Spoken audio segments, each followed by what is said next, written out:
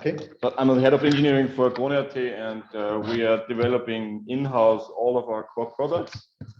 And we are Austria's biggest news publisher. Obviously, we have radio, web, and television. It's the newest thing. And hang on a bit.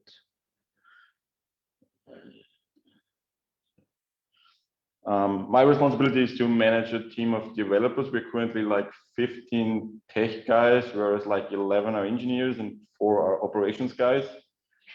And we have the strong policy to build the core business in-house. So we want to know what we are going to use, and we want to have the full control of the stack.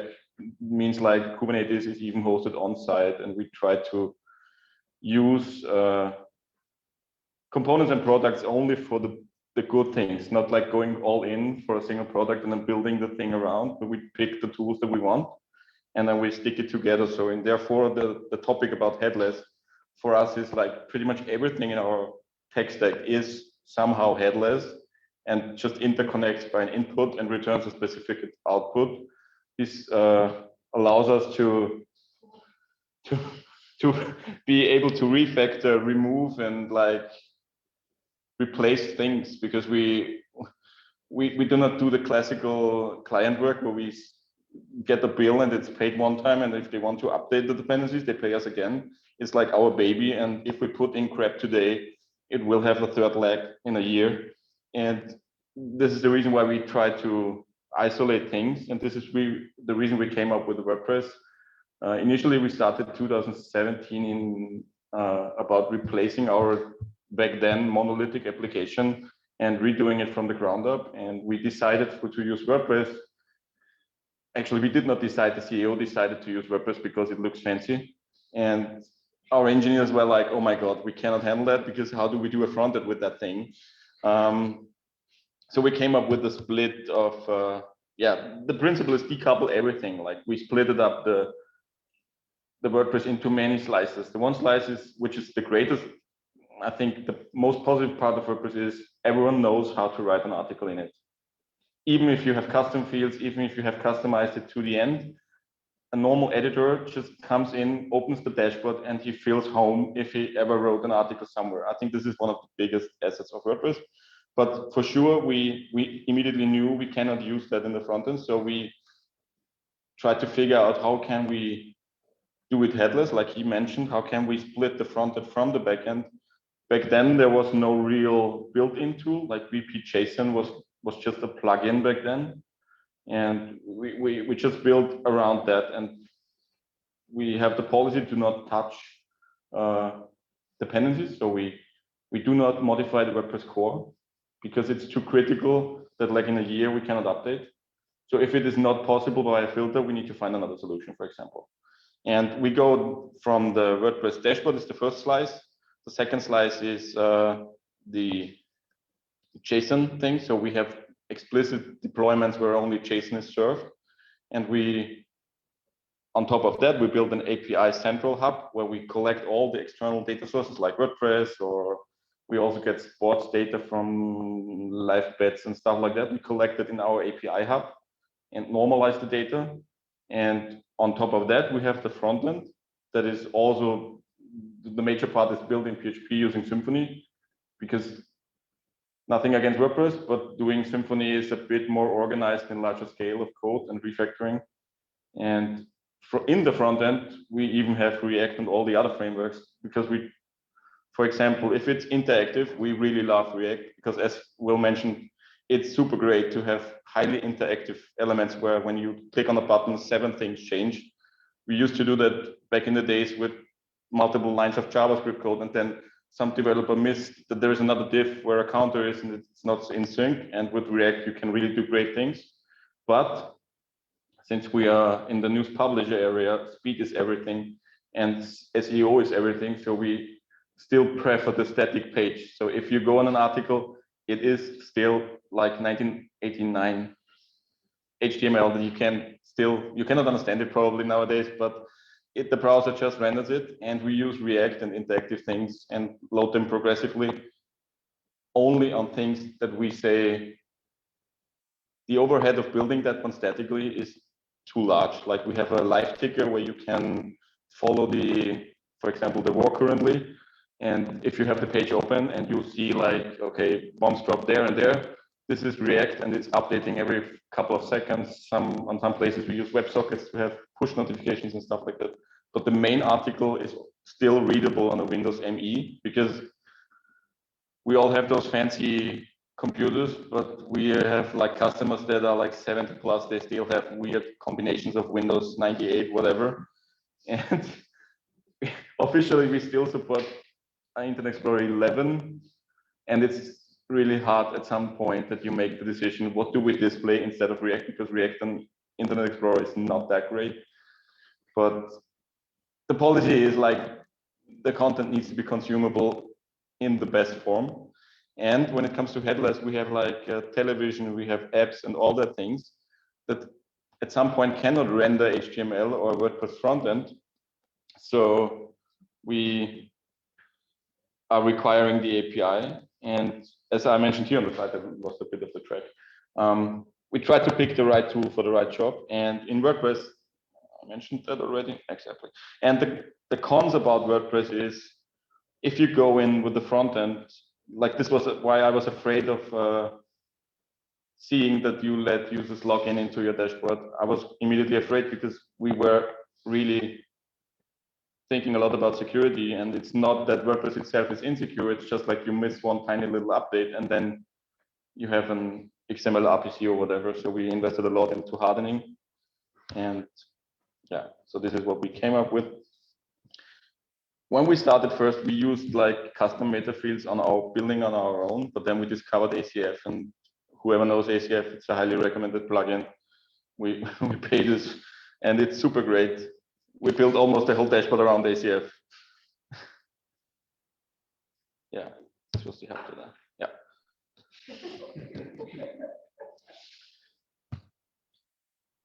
Okay, and inside WP-JSON, we customized a lot of things, just exposing all the custom meta so that everything that builds upon it can consume almost everything. We have, as said, the policy of not touching core parts. We have like everything that we have is a plugin that usually comes with a custom post type, a couple of custom routes, and a couple of flat table entries. I will talk about this a bit later. Yeah, and all the logic should be inside the plugin that we see as a component. And in 2 years, we might not need that plugin. And then we just remove that folder or the dependency, and all that brought it in is gone, and you don't have like a backpack full of legacy code.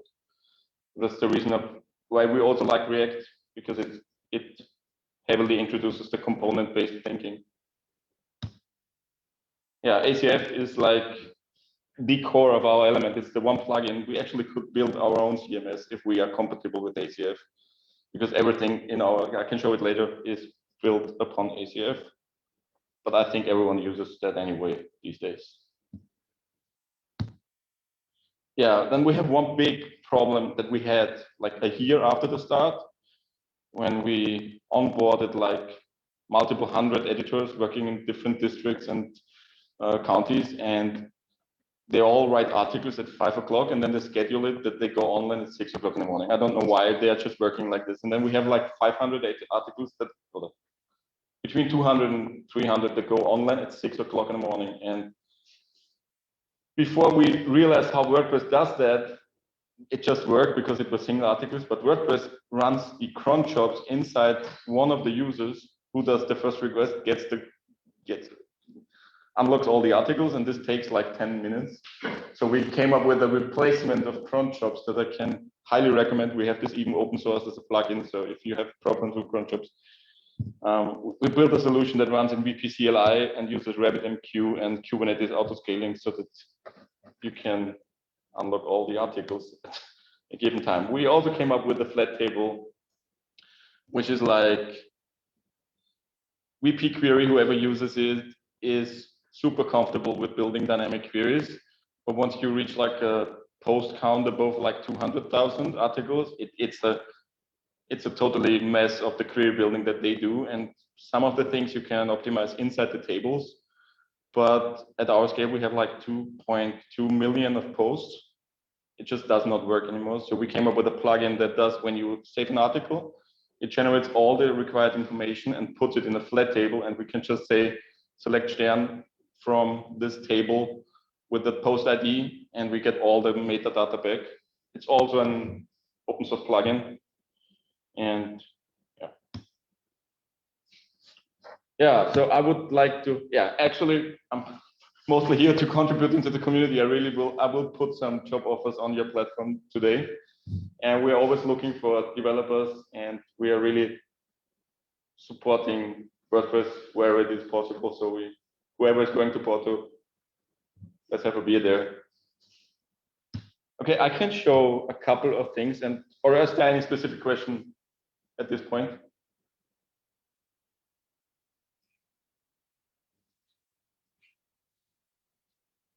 Okay, then I'm just going to the demo time. So this is real data. You can picture it. I'm allowed to show it. This shows like how many readers are on a specific article. And this one is like one of the prime examples why decoupling makes sense. This is a standalone React application, fully in React with fancy animation libraries and whatever. And we use not only one API into WordPress, we also use Google Analytics to connect that data there. And we also use the data from our push message service. And you see how many readers were there over the time. And if you hover over here, you even see who edited this thing in WordPress at what time and what effect did it have on the chart thing. We have scroll depth and all the cool things. And this is, we use Google Analytics. We used a different tool before. And whenever we want to change to another analytics provider, we just find a new one, look at their API documentation, and see how can we just like hammer on it so that it accepts our input and returns the same result like previously, and then we can easily replace parts. Yeah, so this is our dashboard. It looks a bit of a mess because I'm an admin, so a couple of things I see here the usual editor do not see. And yeah, I just wanted to show up this here. We have like 700,036 articles. These are only articles, like stories. There is like many more when it comes to attachment, and it's about, I just looked it up like a minute ago, it's 2.2 million of WP post entries, which is like, I think it qualifies us as one of the bigger WordPress sites. Yeah, with that comes like, we have an own plugin that is called WP Hacks, where we just like disable a couple of filters. Like it doesn't show in a bracket here how many articles I have and stuff like that, because this does like, I think it does 6 or 7 WP query things, ending up in a result that this page doesn't render anymore. We also have this open source, so if you have a larger scale WordPress, you can look at this.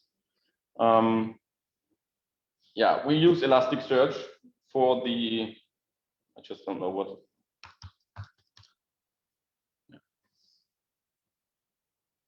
Yeah, without this.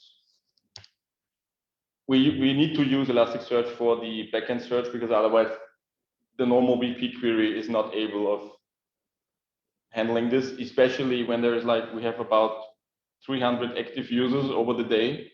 And if multiple users start searches, then the WP post and WP post meta gets locked in the database, and basically one up waiting after another, and editors are not waiting, they are just pressing like 5 times. Because if you press harder, it will return faster, which is not true. Yeah, when it comes to Gutenberg, when we started that project in 2017, 2018, we wanted to have our content, because our previous system was just like storing HTML. We wanted the content to be structured in an array of JSON.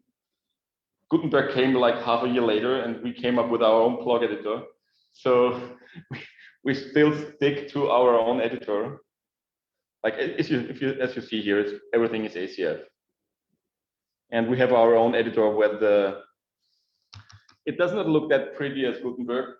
This is definitely, I'm always going to my engineers and tell them, please look at the WordPress site and make it pretty as that one, because it's more technically, we can do like fragments, and we can reuse, we can have recursive components that we share across templates. And yeah, we have a lot of For example, we have this thing here. It's called the site shield. That is also a plugin that we have open sourced. Whenever an editor writes an article, and for whatever reason he presses on save and his Wi-Fi connection, for example, gets lost, then you at some point you end up with a 404 or 503 or whatever.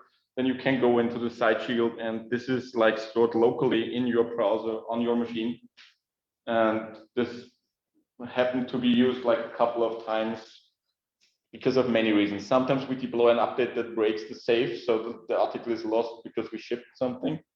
Or like most of the time, editors writing in the train, losing the connection, hitting on save, everything is gone. And with that thing, at least the latest 5 edits, like when you type, every 5 seconds, we take a snapshot of that thing that's stored in the browser. Yeah, another big point is we're really metric driven. So whenever we do a change, we first of all try to figure out what is the current state. Like if we want to address a specific query, we take it for a week, look how long does it take, and then we work on it. And then we want to validate, did our investment in that area bring any positive, or sometimes you realize it's even worse than before.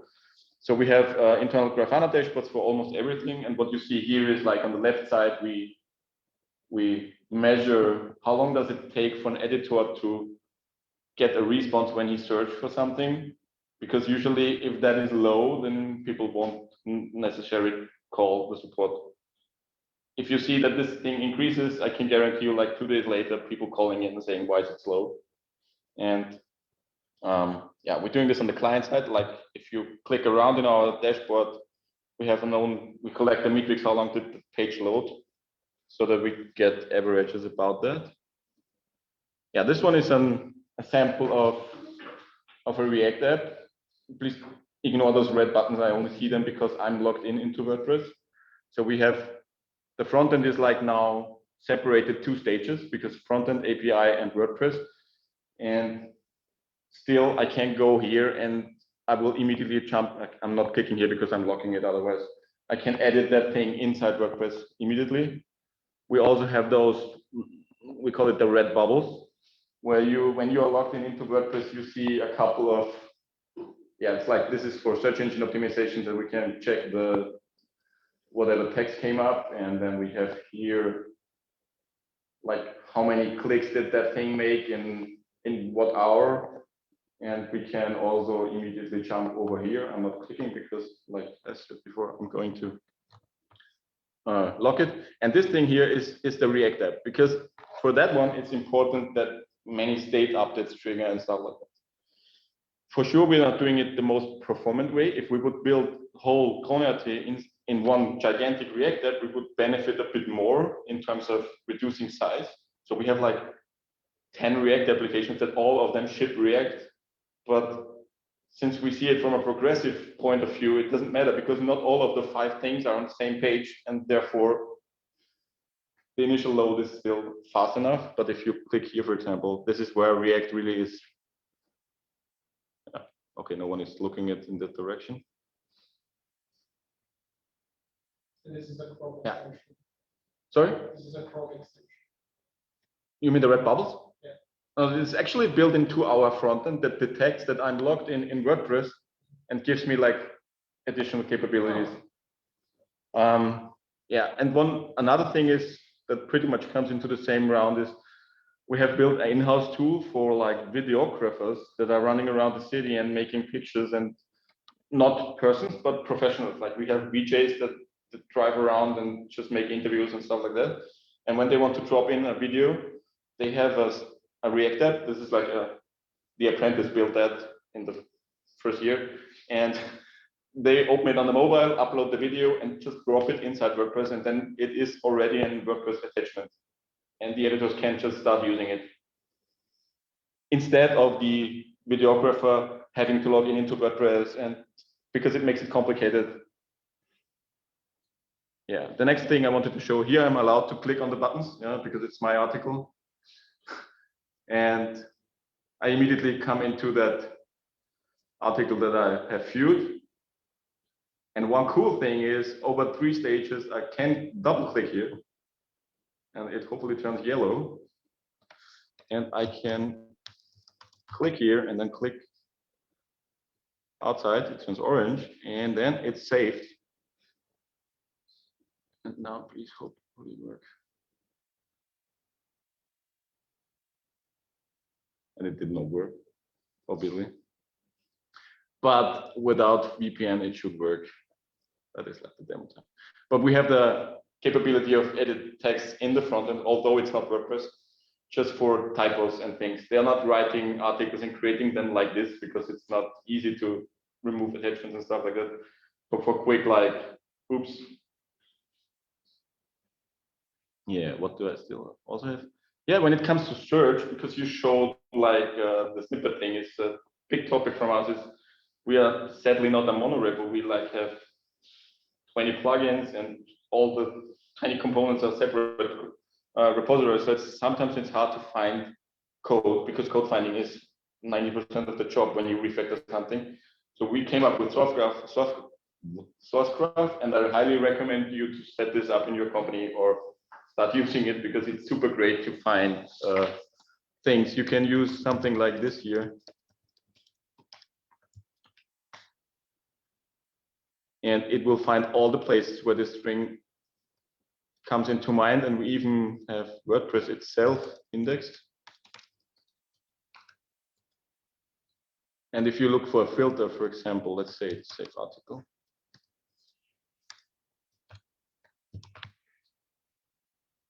Doesn't work. Save post. Then we can also search inside WordPress and go from there, like open this thing up here and then go. This is typical WordPress code. Doesn't work over this Wi-Fi. And usually you can go to the definition of that function and go from there. But somehow my internet is broken. Yeah, broken. Yeah, and when it comes to deployment, it's another, this is something how a typical plugin of us registers like the custom routes. Like we do not use the standard VP JSON routes because they rely on VP query and actually will shoot the database. So we register routes per plugin and then we check a couple of things and we use class-based PHP code, which is super great for encapsulation. And it's always like everything that we build today needs to be able to be removed without paying. At some points you need more effort into replacement, and some points you just can throw away and they're not used anymore. So technically we could replace WordPress within 6 months. We don't plan to, but we still try to keep us in the position of being able to replace everything, because stupid code and less code is the best code. Yeah, we also do heavily invest in unit tests. So every plugin of our own is like not 100% code coverage, because there's philosophy about it. Does it make sense or not? Because we should tell the engineers, I want to have 100% coverage. They just write the test to get the coverage instead of like, what is the serious thing that could break? So we are around like 10 to 25% coverage on each plugin. But on the main, like the article, for example, is the most tested plugin, because if that breaks, like we cannot serve articles, and this is like where the money burns. And this is crazy with WordPress and PHP in general. Unit testing is not so great built into the language if you compare it with other languages like Ruby or Golang, where there is unit testing. The idea of unit testing was in the beginning of creating the language. PHP didn't think about testing in the first versions. And especially WordPress. We are currently upgrading to PHP 8.1. And yeah, as always, Symfony and the things are not a problem, but with the dashboard, we still have a couple of plugins that are not 8.1 ready yet. And the policy there is nowadays we fork it, we fix it, and we do a pull request and hope that the upstream version merges that, and we can go on from there. Yeah, and I think that is it. About the query, in our API hub, we have a GraphQL API on top of it that connects all our third-party APIs with one gigantic GraphQL thing. This comes in handy when working with partners, like if you see the info screen, for example, in the subway and stuff like that. Back in the days, we sent them custom feeds just tailored for them. Nowadays, we just send them the link to the GraphQL thing. It ships with the documentation, and they just select those fields that they want. Technically, behind the query, there is still WordPress and the WP-JSON. And about deployment, we are using Kubernetes. When we started, we used the Docker and Docker Compose and stuff. We migrated like 2 years ago into Kubernetes, and everything now is inside Kubernetes. We are using auto-scaling features wherever possible. So these are the main components here, the backend. For example, we have one backend that just serves the JSON API that has an auto-scaling where there's like currently running 15 pods. And we have a separated deployment of just serving the dashboard so that no matter how many traffic we have on the JSON endpoints, it's still guaranteed that the editors can write into and create articles. Any more questions? Because I think I'm at the end. Yeah, I have one question. Yeah. Because you mentioned you have the Meetup. Sorry? You have the Meetup for all Yeah. the API stuff. Okay. Is all the data saved in the WordPress backend, or do you kind of like manage the data in the central hub? No, we do not replicate data. That is a policy. So we have the hub that connects like WordPress with another thing, but it does not replicate it. It does put it into a Redis cache for performance reasons, yeah, but it does not know the data completely. So it does not modify data. Because of that structure in the or how do you handle, because it's not ideal the Now, for example, we have in our hub, we have a PHP class that's called the article. And the article mainly consists of like the custom meta from WP-JSON, but it gets additionally enriched by Google Analytics for the current readers by like an internal CMS about was this article in the print edition, for example. This is data that is not stored in WordPress, but it's combined in the hub, and the frontend consumes the hub, which is the API, we call it API. Yeah, and the API gets it from the different sources, exactly, yeah. And how do you handle so many advanced custom fields? Because it's kind of like saved in the database. Absolutely, and our Hex plugin just fixes that. we have a plugin that fixes tiny minor issues, and this is one of the issues we came across like, I think, 3 hours before the launch. And we chatted and phone called this Elliot guy that was running it on its own, and we have, I think, one of the last lifetime licenses. We don't do the database queries. Our ACF fields are only in database on the developer machine. So just quickly click them together and stuff like that. And then we have a VPCLI command that exports the group configuration into a PHP file. And we commit that PHP file into a repository. And we do not load the fields from the database, but only include the PHP files. Okay. Also, the thing that you understand, you're maintaining a flat table. Yeah, we maintain the flat table for that is not the ACF fields. You mean the amount of ACF fields? Yeah, there's not that I use in the backend, but the data is the custom meta size of the custom meta. Yeah, that is the flat table. Sorry, that was another. The one thing is once you have like more than 100 ACF fields, finding an ACF field is the problem. First of all, like the definition of it, and this is where we came up with the include version and disabling some ACF hooks so that it doesn't go to the database. And the other thing is the database. When we open an article and someone hits on save, and we have like this flat table plugin registered that fetches all the custom meta that this thing has and creates a table of it, a flat table where everything is in one row. Like I want to have everything that this article has by the ID. I can use the index and the. So you don't use the default saving mechanism? We use the default saving, yeah. Yeah, but you then save it to another. We additionally replicate it into another table. And when we select articles, for example, I want to have all the articles of a specific author. The table that we construct has a field author, and I just go into that single table, say, give me all the articles from that author and then I create an index on that field, and this is like in milliseconds. Versus compared when you do this with repeat query, it constructs a query of then 4 pages, taking 2 minutes and returning nothing, because obviously that auto doesn't exist. So you're saving the data to your own table, but instead it's or reference to the table. No. So if we have, it's just not, But otherwise you would have to duplicate data. Yeah, it's duplicated. But like megabytes are cheaper than database, than machines or CPU or waiting time from the customers. So we have like, usually the plugin can define whatever goes into the flat table, and this one is here the largest one. And okay, so you're additionally saving the data to the flat table and then use that flat table exactly to get the data for the flat.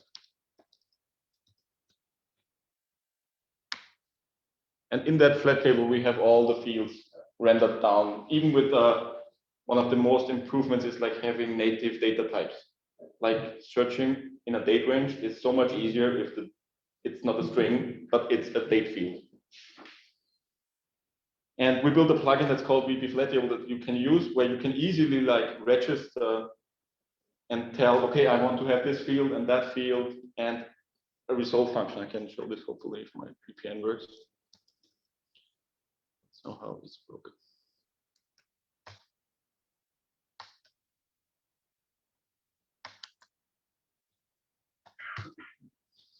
So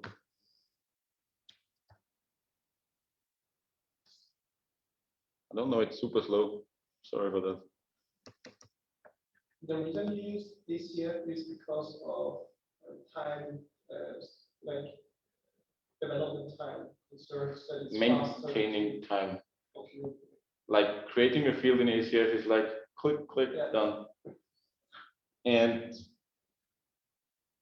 yeah, whenever I'm working, helping a friend, and they say, "Can you add me a field?" and they don't have ACF, I'm totally lost because I don't know how to register Metabox and register anything. It's like the first thing is I just sponsor ACF. So this is our class for the article that adds a couple of filters. Like the last one is the post type, so we can register those filters like typically in WordPress for this article. There is like enabled, like does this post type want to have flat table or not? Then which columns does it have? Like which values does it provide? And some pre and post, like what do after the deletion of an article, for example, because we need to remove it there too. And the definitions are quite easy. First of all, we enable it, and then we have somewhere the fields. Yeah, the values is just like this is the place where we just resolve all the post metadata and return an array that is resolved and gets saved into the database. So it's not magic. It's just convenient that it works with the WordPress way of filters. Because I always struggle with the decision in all of them. I don't know how interesting it is to the others, but I often struggle with the decision of using post meta fields and just creating custom database tables with. In general, we do not. We came up with the pain that we should not create tables. Okay. Because it ultimately led us to the fact people just wrote VP query statements, and this never ends good because of sanitation and whoever dictates. So the flat table thing is so standardized in our company that if we want to have custom tables, as you see in the workbench here, we even have like multiple flat tables for the same post type, or helper tables. Like we store the article, and then we have another where we store the channels, where the information is what is the channel name, like it's shown stars and stuff like that. And then we have a third flat table that just stores like MySQL standard way, like 1990. This ID is in that thing, and then you can easily write optimized joins, because in general on the dev machine we even have an exit in the VP query. So if one dev starts to use VP query, error, don't use it. But in your opinion, you start this project from scratch, from the ground up again. Would you do it again like this, or what? I would definitely do it again. We're doing it now the 5th year, I think. And we have rinse and replaced a lot of things already. Like we have removed plugins, we have introduced new ones, we refactor things. I think with the componization, we have the tools to improve everything if it boils down to a point where things don't work for us. In general, I would love that WordPress comes up with a better database model, but their backward compatibility thing is their biggest rock in their backpack. Can I quickly ask, you mentioned that you were saving posts or articles as you go in the browser. Yeah. Can you explain a little bit about how that works? Okay, so basically It doesn't have to be super in-depth. no, it's like a JavaScript that we just inject with our SiteGeom plugin that runs in the browser. It has an interval, I think 5 seconds. It just goes over all the input fields in the form and stores the representation of the form as a JSON in the IndexedDB, in a browser-based IndexedDB. And then we just limit it to 5 pieces so that only the last 5 survive. That's fairly new though, right? No, nowadays it works in all the browsers, but it was the only way we came up. We tried cookies, Right. but cookies have like 4 kilobytes, and a typical article sometimes has like a megabyte or something like that. And yeah, I've never used it, but I'm super interested. and then we list the IndexedDB, and if you click apply, the only thing that we do is basically like finding the input areas and replacing the values. It's not magical. It's just convenient and works for all the post types.